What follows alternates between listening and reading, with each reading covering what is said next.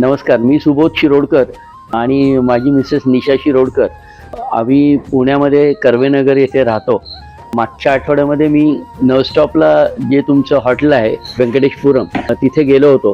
तिथे मला या व्यंकटेशपुरम रिसॉर्टची सर्व माहिती तेथील मॅनेजर्सनी दिली. त्यानंतर मी तुमच्या ऑफिसला फोन करून श्रुती मॅडमशी बोललो. त्यांनी मला ओव्हरऑल रिसॉर्ट कसं आहे, काय फॅसिलिटीज आहेत, काय अम्युनिटीज आहेत, चार्जेस काय आहेत याबद्दल सविस्तर माहिती दिली.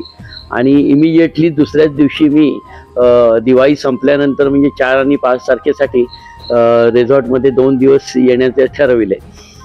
त्यानुसार आम्ही 4 आणि 5 या दोन्ही दिवशी व्यंकटेशपुरम रिसॉर्ट इथे सकाळी साधारणतः 11:30-12 वाजता पोहोचलो.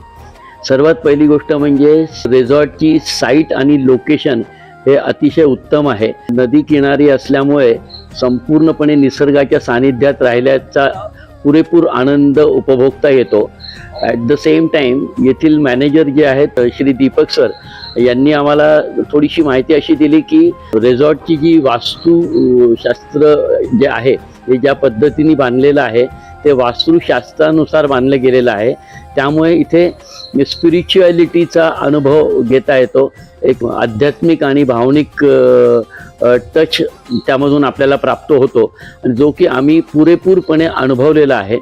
इथलं वातावरण अत्यंत शांत आहे. त्यामुळे पुण्यासारख्या शहरामध्ये आज जे काही प्रचंड मोठ्या प्रमाणात ट्रॅफिक झालेलं आहे, त्या ट्रॅफिकचा, पोल्युशनचा जो काय प्रचंड त्रास होतो, त्या त्रासापासून जर का 1-2 दिवस काहीतरी तुम्हाला मुक्ती हवी असेल, प्युअर ऑक्सिजन मिळवायचा असेल, तर मी असं म्हणेन की किमान महिन्यातून एकदा 2 दिवस इथे येऊन राहायला काहीच हरकत नाही. हा एक मुद्दा. दुसरा मुद्दा असा आहे की येथे जे फूड क्वालिटी आम्हाला 2 दिवस मिळाली आहे, सकाळी चहापासून रात्रीच्या कॉफीपर्यंत, ते अत्यंत डिलिशियस आणि ऑसम फूड आहे.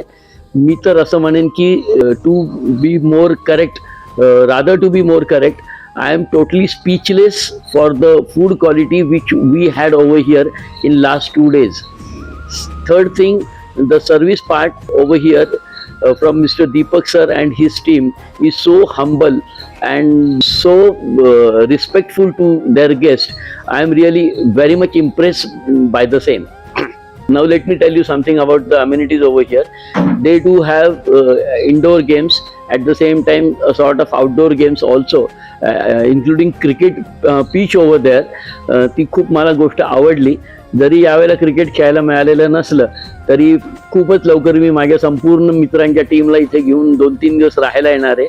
त्यावेळेला आम्ही पोटभर क्रिकेट खेळण्याचा आनंद आम्ही इथे लुटणार आहोत.